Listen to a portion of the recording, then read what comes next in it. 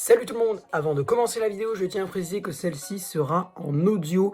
En effet, moi je suis aveugle, donc c'est compliqué de me filmer. Là j'ai réussi, mais je vais pas rester dans cette position 20 ans. Donc du coup, je vous retrouve pour la vidéo en audio. J'espère que le contenu, lui, restera le même pour vous. Goodbye!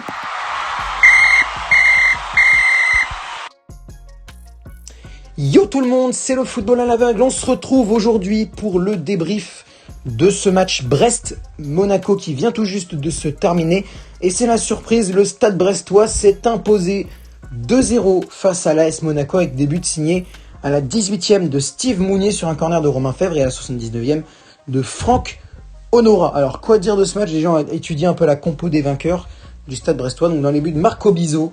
Bon, Marco Bizot, très intéressant dans ses buts. De toute façon, je le dis tout le temps, hein, pour moi, Bizot, c'est le digne remplaçant de Gauthier Larsonneur pour moi. Il a jamais vraiment déçu Marco Bizot. Et puis bon, on va être honnête, aujourd'hui, il a vraiment pas eu grand chose à faire. Ça, on en parlera du manque d'efficacité, enfin, du manque d'offensive. Je sais pas si ça se dit le mot offensivité, on va l'utiliser quand même. Du manque d'offensivité de l'AS Monaco, on va en parler. En défense, on retrouve une défense à 4 avec donc Ronald, Pierre-Gabriel, Christophe Herel. Ronald, Pierre-Gabriel, Christophe Herel. J'ai oublié les deux autres. Non mais quelle honte! Non mais quelle honte! Mais quelle honte! Jean-Kévin Duverne et Brendan Chardonnay. Alors du coup, Duverne, j'ai trouvé très intéressant. Il a touché beaucoup de fois le ballon, il s'est projeté un peu vers l'avant, et puis je trouve que c'est celui qui a le plus été là pour repousser les actions monégasques, parce que les autres, je les ai moins vus faire ça. Donc c'était donc bravo Duverne sur ce coup-là. Ensuite, Christophe Herel, au début du match, j'ai trouvé assez intéressant. Un peu pareil que Duverne, sans la capacité à revenir pour empêcher le début des actions monégasques. Mais par contre, après son carton jaune à Herel, je ne l'ai plus vu. Donc pas très très content de ça. Mais le début du match est assez encourageant. Ensuite, Brendan Chardonnay, je ne l'ai pas vu. Hein, clairement, Chardonnay, je ne l'ai pas vu. Je l'ai vu une ou deux fois, si, pour...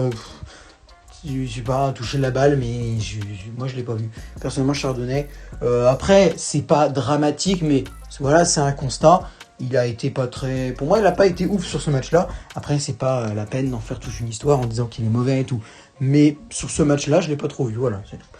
Et le dernier, c'est Ronald Pierre-Gabriel. Pierre-Gabriel, en soi, il a pas beaucoup touché le ballon, mais quand il les touchait, il se projetait bien vers l'avant. Ça, j'ai bien aimé ça de la part de Pierre-Gabriel. Il a initié plusieurs bons mouvements, donc assez intéressant de la part de Pierre-Gabriel. Au milieu de terrain, c'est composé de Magnetti et de Belkebla. Magnetti, que j'ai trouvé très bon, il a touché beaucoup de fois le ballon. Pour moi, il est dans si ce n'est moi je dirais plutôt l'un des meilleurs Brestois de ce match, Hugo Magnetti, parce que il a été très offensif lui aussi, ce que je ne vois pas souvent faire. Franchement, le fait s'il avait marqué, ça aurait été mérité pour le numéro 27 brestois. Donc moi, je suis quand même bien content.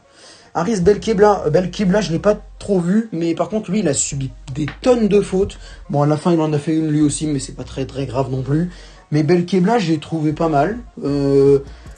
C'était pas dégueulasse ce match. Voilà, les 4 derniers, Honora, Fèvre, Mounier et... j'ai oublié le dernier. Et voilà, c'est tout. J'ai juste oublié le dernier. Bon, en tout cas, on va se contenter de ces trois-là. Alors, Honora, bon, il a marqué, hein, comme Mounier. À part ça, je l'ai pas trop vu. Enfin, offensivement, un peu, mais pas autant que Steve Mounier, je trouve. Mais pas autant, justement, que Magnetti. Magnetti, je trouve que c'est celui qui vraiment portait le plus les actions vers l'avant. Honora, un peu aussi. Mounier, un peu aussi, mais il était plutôt à la retombée. Lui, c'était plutôt vers la finition, lui. Et Romain Fèvre, il a pas beaucoup touché la balle. Mais pareil, un peu comme Pierre-Gabriel. Quand il le faisait, c'était justement pour faire des trucs pas mal. Fèvre, je l'ai pas beaucoup vu perdre la balle ou faire des mouvements qui auraient pu être dangereux. Donc, bon, voilà, c'était un bon match de la part de Fèvre. Bon, j'ai toujours oublié le dernier Brestois, hein, cherchez pas. J'ai oublié son nom à celui-là. J'ai complètement oublié. Côté Monaco, trois choses comme d'habitude. Le gardien, non, on va même pas parler du gardien, on va parler de Aguilar. Ruben Aguilar, ça a été pour moi le meilleur avec Caio Henrique de Monaco. Voilà, c'est le premier point, c'est Aguilar Henrique. Alors, Aguilar Henrique, c'est les deux qui ont été pour moi le plus convaincant côté monégasque, parce que c'est les deux. Déjà, Aguilar, lui, il était là pour empêcher les actions brestoises de continuer. Quant à Caio Henrique, il a touché il a touché un nombre incalculable de ballons. Le seul problème, lui, c'est que offensivement, il n'a rien fait. Dans le cœur du jeu, il était là. Moi, je l'ai vu. Il a vu passer les balles, les récupérer, machin. Mais offensivement, il n'a rien fait. N'a pas. Moi, je l'ai pas vu frapper. Je l'ai pas vu centrer un truc de malade. Ouais, il y a Henrique, offensivement, il m'a un peu déçu. Voilà, c'est mon avis. Offensivement, il m'a un peu déçu. Mais Henrique et Aguilar, c'est pour moi les meilleurs. Ensuite, le deuxième point, je pense qu'il n'y aura que 2 points aujourd'hui, parce que vraiment, deuxième point, ce sera donc la manière, l'attaque de Monaco, le style offensif. Il n'y avait rien. Marco Bizot n'a rien eu à faire.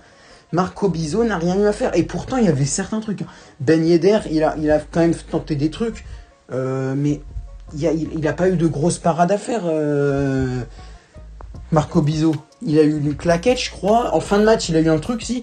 Mais c'est tout, quoi. Le mec, il a pas eu... En première mi-temps, il n'a rien eu à faire. Les 60 premières minutes, il y a eu une claquette. Peut-être une sortie au pied, peut-être, ouais. Enfin, un dégagement au pied, parce que la balle est arrivée vers lui, parce que les gens l'avaient perdu et qu'il fallait quelqu'un pour la récupérer. Donc, il s'est proposé, j'en sais rien. Mais je sais pas, moi, je l'ai vraiment pas vu sortir une parade ou faire un truc, à part la claquette à un moment, c'est tout ce que j'ai vu faire. Mais, offensivement, Monaco, ils ont rien montré. Et troisième point, défensivement, c'est je sais pas quoi dire. Franchement, défensivement, d'un côté, je suis assez content d'Aguilar. Et Maripane n'a pas fait un match dégueulasse, je trouve. Mais je trouve qu'il a fait beaucoup de boulettes. Pour moi, Maripane, il a fait quelques boulettes quand même, Maripane. C'était un peu compliqué. Mais au niveau d'Aguilar et Henrique, qui d'ailleurs étaient les deux latéraux, justement, ça veut justement dire beaucoup de choses. C'était les deux latéraux et c'est les deux qui, pour moi, ont été les plus intéressants dans ce match. Donc défensivement, c'est défense centrale, ça va, mais ça pourrait être mieux. Et les latéraux, pour moi, les latéraux ont fait un très bon match. Donc les latéraux, ok, d'accord. Moi, ça me va. Voilà, moi c'est à peu près tout ce que j'avais à dire sur ce match. Si vous avez vous aussi des commentaires à me faire parvenir par rapport déjà peut-être au Brestois que j'ai oublié, parce que je ne sais plus qui c'était. Ça m'énerve, je ne sais plus. Ah, le Doiron, voilà, le Doiron. Jérémy Le Doiron. Jérémy Le Doiron, je l'ai pas trop vu, hein. Franchement, le Doiron, pas trop vu. Il est sorti remplacé par Irvine Cardona, mais le Doiron, ouais, pas trop. Franchement, on a plus vu Honora, Fèvre, Mounier et Magnetti. Hein. Franchement, le Doiron, un peu déçu. Bon, après, c'est pas grave. Ça peut arriver de faire des mauvais matchs, mais attention à la prochaine fois, ce serait quand même pas mal d'être un peu plus intéressant. Voilà, c'est la fin du coup de cette vidéo. Si vous avez aussi, vous aussi, des analyses à me faire parvenir, n'hésitez pas dans les commentaires à partager la vidéo si elle vous a plu, à liker celle-ci aussi si elle vous a plu et à vous abonner en activant la cloche des notifications pour ne manquer aucune de mes prochaines vidéos. Sur ce, c'était le football à l'aveugle et je vous dis à bientôt.